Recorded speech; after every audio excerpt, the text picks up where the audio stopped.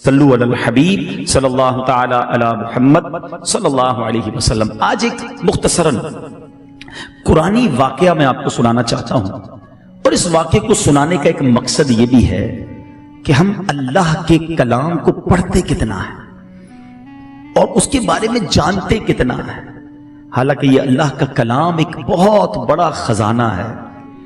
اس بات کو یوں سمجھیے کہ ایک بوڑھی خاتون ایک گاؤں میں رہتی تھی اور اس کا بچہ باہر بیرون ملک کمانے کے لیے گیا۔ ماں بیمار تھی، غریب تھی، علاج کے پیسے بھی نہیں تھے، کھانے پینے کے پیسے بھی نہیں تھے۔ بیٹا ہر مہینے خط لکھتا، ماں کے پاس اینولپ آتا، ماں اسے کھولتی، ارے میرے لال کا خط آیا ہے۔ بیچاری پڑھی لکھی تھی نہیں، اس خط کو چومتی اور ایک دراز میں رکھ دیتی۔ ہر مہینے خط ریسیو ہوتا رہا، ہر مہینے دراز میں جاتا رہا۔ ماں کے پاس ماں بیماری بڑھتی گئی، پیسے تھے نہیں، نہ دوائی لے سکی، نہ پراپر خوراک لے سکی۔ اسی بیماری میں ماں کا انتقال ہو گیا۔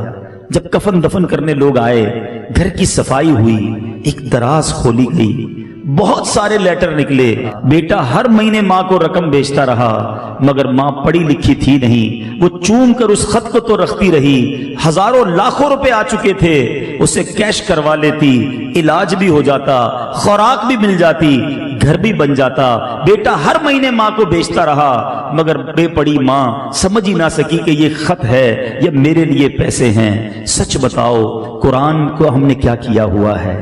چومتے ہیں، آنکھوں سے لگاتے ہیں، ہر نئے گھر میں قرآن رکھتے ہیں، ہر نئی دکان میں قرآن رکھتے ہیں۔ اس میں کیا کیا خزانہ ہمارے لیے موجود ہے، اس میں کون کون سی نعمت چھپی ہوئی ہے، ہم میں سے کس کو پتا ہے؟ پڑھنے کا ٹائم ہی نہیں ہے۔ اگر پڑھیں گے نہیں تو اس کی برکتیں کیسے حاصل کریں گے؟ آج میں اللہ کے ایک نبی کا واقعہ آپ کو سنانا چاہتا ہوں۔ یہ وہ نبی ہیں جن کے ساتھ ایسا امتحان لیا گیا کہ one of the amazing story ہے۔ آپ حضرت یونس علیہ السلام ہیں۔ آپ کی قوم بت پرستی کرتی تھی۔ قرآن میں آپ کے واقعے کو بیان کرنے کے لیے پوری سورہ یونس موجود ہے، اور آپ نے اپنی قوم کو ڈرایا، بت پرستی نہ کرو، شرک نہ کرو، اللہ کی نافرمانی نہ کرو، ورنہ سخت عذاب آئے گا۔ قوم کہتی کہ وہ بت پرستی کرتی تھی، آپ کی بات مانتی نہ تھی۔ آخر کار آپ کی قوم کو آپ نے کہہ دیا بس اب عذاب آنے ہی کو ہے، کسی وقت بھی عذاب آ جائے گا۔ قوم نے کہا، پلاننگ کی، حضرت یونس پر نظر رکھو، اگر یہ ہمارے شہر میں ہیں تو عذاب نہیں آئے گا، جس دن یہ شہر سے نکل جائیں سمجھ لو عذاب آنے والا ہے۔ کمال کا عقیدہ تھا، بتوں کو پوچھتے تھے مگر دل میں یہ بھی جانتے تھے یہ اللہ کے نبی شہر میں رہیں گے، اللہ عذاب نہیں بھیجے گا۔ بہرحال آپ ایک رات تشریف لے گئے، قوم کو پتہ چل گیا، بادل بھی آ گئے، کالی بدلیاں بھی آ گئیں، عذاب کے جو آثار تھے وہ نمودار ہو گئے۔ اب قوم نے کیا کیا؟ ساری قوم میدان میں جمع ہوئی، ننگے سر، اب اللہ کی بارگاہ میں رونے لگے۔ جس پر ظلم کیا تھا اس سے معافی مانگنے لگے، اب جس کا قرضہ دینا تھا اس کے قرضے لوٹا دیے۔ بچے، بوڑھے، عورتیں روتے روتے اللہ کی بارگاہ میں دعا کرنے لگے، یا اللہ اب معاف کر دے، عذاب نہ بھیجیو، بت پرستی سے توبہ کرتے ہیں، حضرت یونس پر ایمان لے آئیں گے، اے اللہ اس بار عذاب کو ٹال دے۔ اتنا گڑگڑائی قوم، اتنا گڑگڑائی قوم کہ سبحان اللہ وہ آتا عذاب واپس چلا گیا۔ ادھر حضرت یونس علیہ السلام باہر شہر سے یہ سوچ کر چلے گئے تھے کہ جب میں واپس آؤں گا اس قوم نے تباہ ہو جانا ہے، مگر جب آپ واپس آئے تو کوئی عذاب نہیں آیا تھا۔ تو لوگوں نے کہا حضور اپنی قوم کی طرف جائیے۔ کہا میں کیسے جاؤں؟ میں اگر قوم کی طرف جاؤں گا تو قوم مجھے جھوٹا کہے گی۔ اچھا ان کو یہ نہیں پتا تھا کہ قوم نے توبہ کر لی ہے اور حضرت یونس پر ایمان لانے کی نیت بھی کر لی ہے۔ ادھر حضرت یونس سمجھ رہے ہیں کہ میں اگر شہر میں چلا گیا تو انہوں نے تو مجھے قتل کر دینا ہے کہ تم جھوٹے ہو، تم نے کہا تھا اللہ کا عذاب آئے گا، عذاب آیا نہیں، کیونکہ آپ کو یہ حکم مل چکا تھا کہ عذاب آ رہا ہے۔ اس شہر میں داخل ہونے کی بجائے آپ باہر گئے، کشتی میں سوار ہوئے اور اس شہر سے باہر کہیں جانے کے لیے روانہ ہو گئے۔ ایک اور آزمائش، وطن تو چھوٹ گیا، اب کشتی بیچ سمندر میں جا کر رک گئی۔ اب اس زمانے کی قوم کا ایک اصول تھا کہ جو بھاگا ہوا غلام ہوتا تھا نا، وہ جب کشتی کہیں رک جائے تو سمجھ لو اس کشتی میں کوئی بھاگا ہوا غلام ہے۔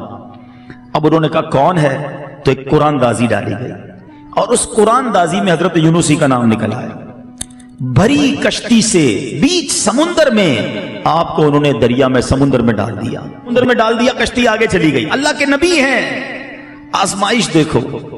اب جب سمندر میں ڈوبنے لگے تو ایک بڑی سی مچھلی آئی اور حضرت یونس علیہ السلام کو اس نے نگل لیا۔ آزمائش پر ایک اور آزمائش۔ اللہ اکبر، آپ کی عاجزی دیکھیں، آپ نے اس مچھلی کے پیٹ میں وظیفہ کرنا شروع کر دیا، اور یہ کون سا وظیفہ تھا؟ لا الہ الا انت سبحانک انی کنت من الظالمین۔ جو آیت کریمہ ہم پڑھتے ہیں نا، یہ کہاں سے ملی ہے؟ یہ حضرت یونس علیہ السلام نے مچھلی کے پیٹ میں اس کا ورد کرنا شروع کر دیا۔ ایک عاجزی کا انداز تھا، ایک گر گڑانے کا انداز تھا، ایک توبہ کا انداز تھا۔ آپ پڑھتے رہے، مچھلی کے پیٹ میں رہے، کئی دن مچھلی کے پیٹ میں رہے۔ اس مچھلی نے آ کر کنارے پر آپ کو اگل دیا۔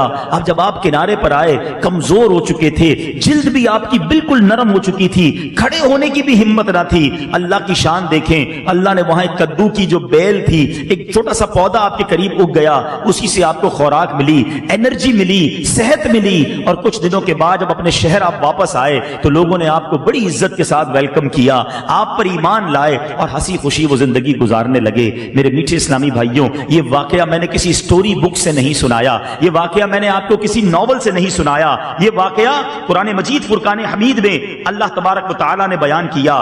میں نے یہ واقعہ آج کیوں بیان کیا؟ There are two reason. پہلا ریزن تو یہ ہے کہ قرآن سے محبت بڑھے، اور دوسری بات، پچھلی قوموں پر جو عذاب نازل ہوئے اس کو بیان کرنے کا قرآن میں ایک مقصد علماء نے یہ بھی بیان کیا تھا کہ تم ایسا نہ کرنا، تم یہ غلطی نہ کرنا۔ دیکھو پچھلی قوموں میں کسی نے معاذ اللہ بدکاری کی، عذاب آ گیا، جھوٹ بولا، عذاب آ گیا، ناپ تول میں کمی کی، عذاب آ گیا، بچوں کے ساتھ برے فعل کیے، عذاب آ گیا، بت پرستی کی، عذاب آ گیا۔ ایسے ایسے عذابات ذکر کیے گئے کہ دیکھو تم یہ نہ کرنا۔ مگر آج ہم قرآن پڑھتے ہی نہیں ہیں تو سمجھیں گے کیسے کہ کیا کیا نہیں کرنا ہے۔ حضرت یونس علیہ السلام کے اس واقعے سے سیکھنا کیا ملا؟ صبر۔ کیسا صبر تھا!